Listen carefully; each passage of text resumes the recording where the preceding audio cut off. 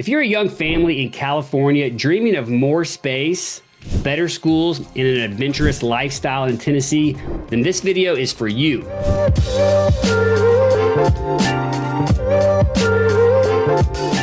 Tucker, let's get into it. Why are families moving to Tennessee? Well, I think it starts off with a lower cost of living.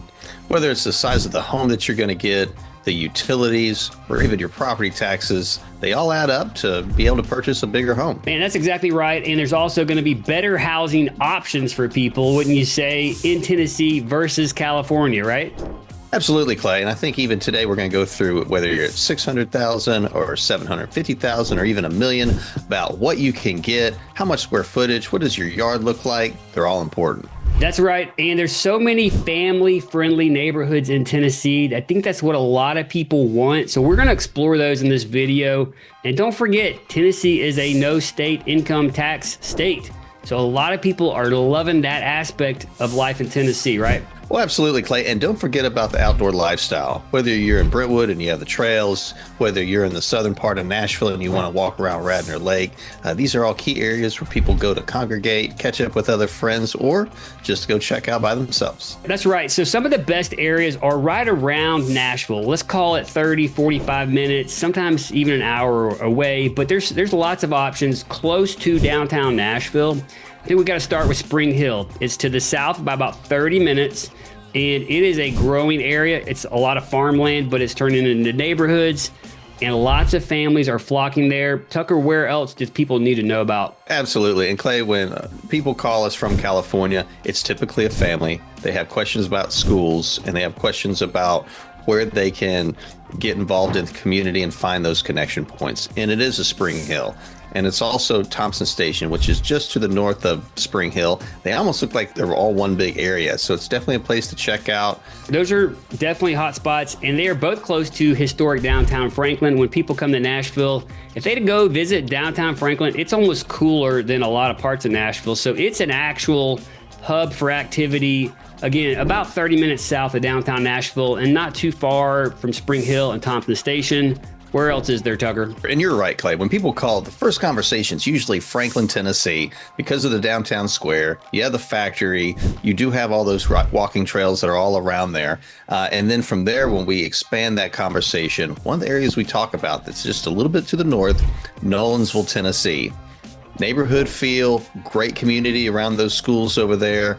Definitely an area to check out. You're still going to be driving past farms. You're going to see neighborhoods. It's got the southern charm, and it's definitely, depending on the budget, lots of people love Nolensville. It's an older town, but it's also very much being developed still. So it's noteworthy for that reason. A lot of people like it. It's in Williamson County as well, which is a huge draw for a lot of residents. And where else do we need to mention? Well, you got to talk about Hendersonville, Tennessee. This is up in Sumner County. This is on the northern side of Nashville. This is where Taylor Swift grew up. But people really love the schools. You can check out greatschools.org to learn more. But you still have a lot of homes. This is a really growing area. The shopping footprint continues to really expand, especially around Indian Lake. Yeah, Indian Lake's a great spot. And I think a lot of people that move here, they're astounded by the amount of options they have for houses that are less than 10 years old. So you don't have to buy really, really old homes here. There's lots of development areas that have happened in the last decade. And so a lot of options, $600,000, you can find houses. Mount Juliet's another noteworthy community east of downtown Nashville by 20, 30 minutes. And you got lots of newer construction options there. Yes, and don't forget the lakes that are all around Hendersonville. People really do enjoy that outdoor lifestyle. That's definitely one of the pieces. Clay, if we were going to talk about homes in the $600,000 range, where would you start? I think you've got Mount Juliet, you've got Hendersonville, you've got Murfreesboro, you've got Bellevue, which is probably, depending on what you're looking for and where you're working, these are kind of all around downtown Nashville. So it kind of depends on which direction you want to go.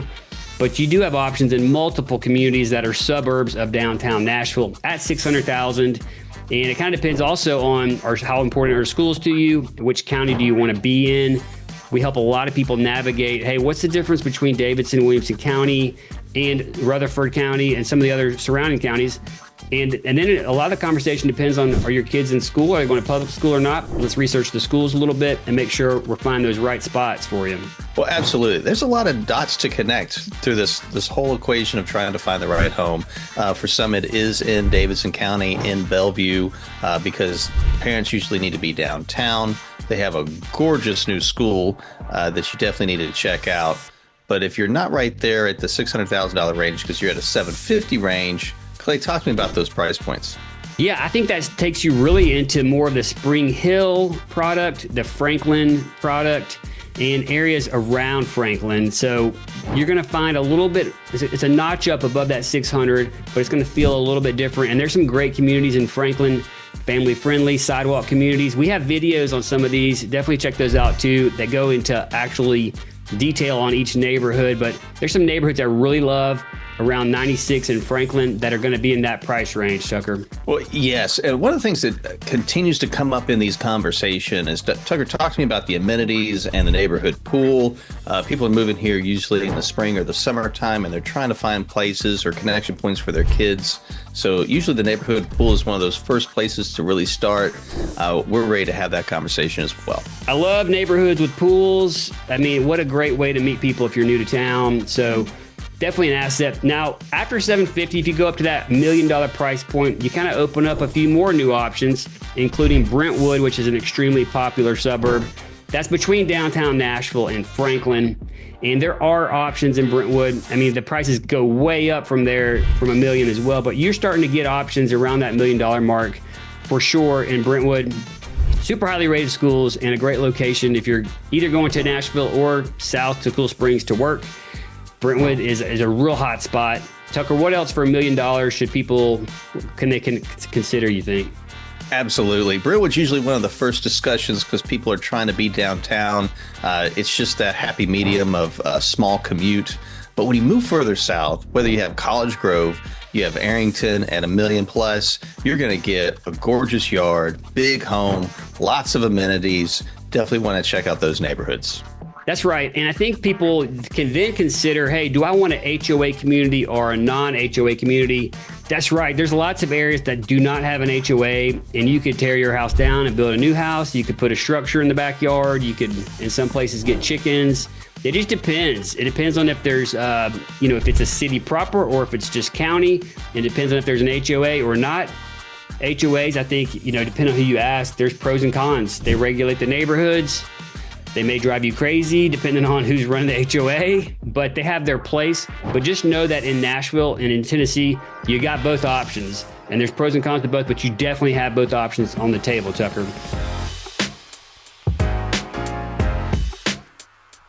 And you're right. I think what we typically see, especially anybody coming from a coastal town where they're used to a really involved HOA, your HOAs really aren't as involved, whether you look at a St. Marlow or any of these neighborhoods. They don't want the camper out front. They don't want you to paint your house purple. It's little things like that they're really trying to prevent. If you need to put something in the back, they have an architectural review committee. They're really on your side. They just want to make sure that it's going to be aesthetically pleasing to the community, but they're not nearly as intense as some of the HOAs in the coastal cities. That's a great point. Beach condos and things like that are going to be another level of HOA living. Neighborhoods here are not nearly like that. So I think that's a good point. And again, they do serve a purpose of protecting the lifestyle, the homes in a neighborhood to make sure that the whole neighborhood stays nice, for lack of a better way of saying that. Tucker, what else do we need to talk about here? I think a lot of people typically, when they call, they usually ask us, Tucker, what's the market like down there? They're trying to picture, is it a frenzy? Is there a line out the door? It depends on the season that you're in. If it's, winter time, the lines aren't as long, and the spring is going to be busier. What you're really going to find out, it's really about location. If you have a hot location, that house is coming off the board, especially if it's move-in ready. Tucker, we got to talk about schools. There are a lot of people that move here and want to know, what are schools like? With COVID and everything, what are the policies that these schools are enacting? How are they run, et cetera? And you will see some differences between the counties here. Williamson and Wilson County both, and Sumner County are all very highly sought after for their school systems. A lot of that is based on the grades that come out of these schools. Some of the highest ranked schools in the state and even nationally are located in Tennessee. So greatschools.org is where you can really look at the test results. And just know there's a lot of highly rated schools. I would say Brentwood, Franklin, and even Murfreesboro. Those are three that really come to mind, but there's plenty of others. And so you got to do some research there, but there's some really competitive and really good schools here, right? Yes, very much so. Well, when you talk about your top schools, obviously you got Brentwood, you have Ravenwood. But what we really suggest is for the parents to go tour several of these areas, the schools themselves. The motherly instinct's going to kick in and they're going to find the right school that's really right for their children. The other huge thing here, public schools are big. Private schools are very popular as well. A lot of these private schools, some of them are faith-based. They're sending kids to college to play sports, and their sports are out of control, like really good. There's some impressive schools in Tennessee. Now, the private schools are not always guaranteed. You're not always guaranteed to get into them. Some of them are kind of full. There's a waiting list. Sometimes you got to wait a few years. So just know that it's not a slam dunk if you're trying to go to just any private school. But there are multiple options there. Another thing is Montessori schools. We do have those. We also have a pretty large homeschool life group. Let's talk about private schools for a minute. First of all, since COVID, you have seen a big shift into private schools, especially from people moving from out of state. You're going to see a longer waiting list. You're going to see a lot more competition to get into them. But there are a lot of options throughout Nashville and in Williamson County. Don't forget, you also have the Franklin Special Schools District, which really is money that's geared towards exactly how much that county needs to support that school system. It's really its own program. We can definitely share more when the time is right. Tucker, do people here have youth sports? Is that a thing in Tennessee? Oh, very much so. I think as most people realize, what we've learned from people that have moved from California in several sports, the weather's perfect out in California and they're used to a year-round activity. We're here, we're a little bit limited, especially in the wintertime because it's 20 degrees outside. So yes, club sports are big, whether you want to talk about lacrosse, obviously soccer, which is a big deal, obviously travel baseball. But yes, there's a program. If you have questions, especially about youth sports and schools and where it's most competitive, let's have that conversation.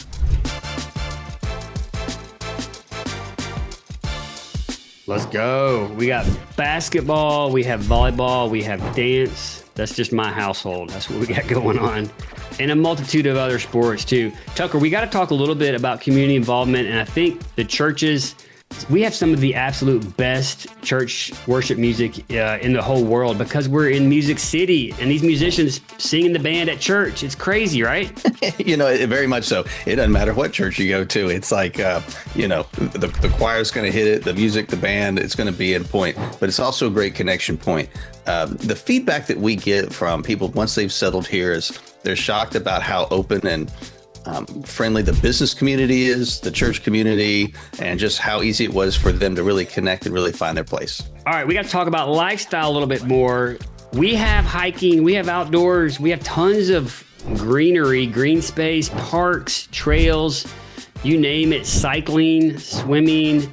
There's a lot of outdoor activities to do. Hiking. We do have multiple lakes. Within 20 minutes to 2 hours of Nashville, you have a handful of different lakes that you can do boating on the weekends, or if that's your thing. Or if you're coming from California and you're like, hey, I can't get it, I'm going to miss the beach. Well, I would challenge you this. The next best thing is going to be the lake.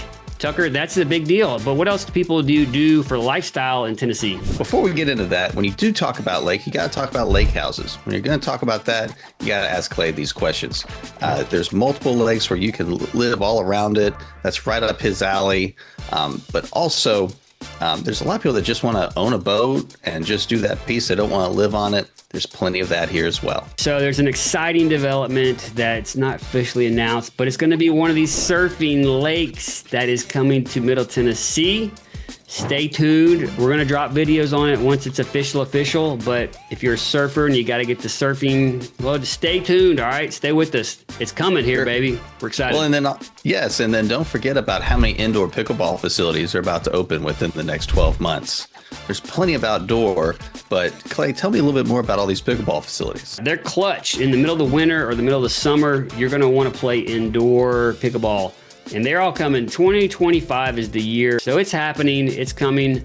We've actually had customers call us and come through and visit Nashville and move on because there wasn't enough pickleball here. So those times are hopefully changing quickly here, and we're going to be well served. There's Pickleball Kingdoms opening 2 places, the Picklers opening a couple places, and there's other ones in process as well as all the public courts, which are definitely being built and still coming to market. But those are an option too in those not peak seasonal, not middle of winter and middle of summer. You got to kind of watch the weather, but we're going to have options, Tucker. Absolutely. Now, Clay, when people are thinking about moving here, how should they prepare for this type of move? We see people do it a variety of ways, but definitely want to talk to a realtor, figure out the status of things, both there and here would be my first piece of advice, to kind of get a lay of the land and set expectations correctly. Our market here, things can move extremely quickly if it's a great product at a great price in a desirable area, but you definitely want to get educated. It starts with the conversation with either us or another highly educated real estate agent in Tennessee. I think, Tucker, what else do people need to think about? I think one of the things is just adjusting to the lifestyle change. This isn't as fast of a pace that you're going to have in California. The other feedback that we really get is they're like, Tucker, there's no real good California coffee here. I'm like, there's good California. There's not great coffee here compared to California. I'd be prepared for that. I got my own espresso machine and I'm on a journey, and I've got a pretty good coffee recommendation that a couple friends recommended to me, and I'm pretty excited about it, and you can get it easily. So I'll tell you more about it at the appropriate time, but just know that I'm trying to figure that out too. Tell them a little bit about how we can help them through this California move. So I think it starts with a consultation call, Tucker. You can, give us a call at the number below. We can do a same day 15-minute call, or we can schedule something, a Zoom for a few days out, whatever works with your schedule. And let's talk about the market dynamics, the budget, the lending, if there's a lender, just the reality of life here. Let's just connect a few dots and make sure we're a good fit to work together. I think that's where it starts, Tucker. We can send you homes that are for sale. We can help you really understand different areas and figure out where it makes sense for you. Where are the few areas that you should consider based on your particular situation. I think that's kind of where it starts with that consultation. Anything else, Tucker? No, my favorite thing about the consultation is really hearing the family story and what their situation is like in California and what it's going to be like here and what they envision and what's important to them. We love hearing that story and wanting to hear how that family journey continues. And that's why we're here. Man, that's exactly right. I appreciate that, Tucker. And again, my name is Clay, and Tucker and the team and I, we get calls and texts every single day from people thinking about moving to Tennessee. It's a great life in Tennessee, and we are real estate agents. We can help you connect all those dots so you can make the right move for you and your family. And until next time, we hope to show you around town.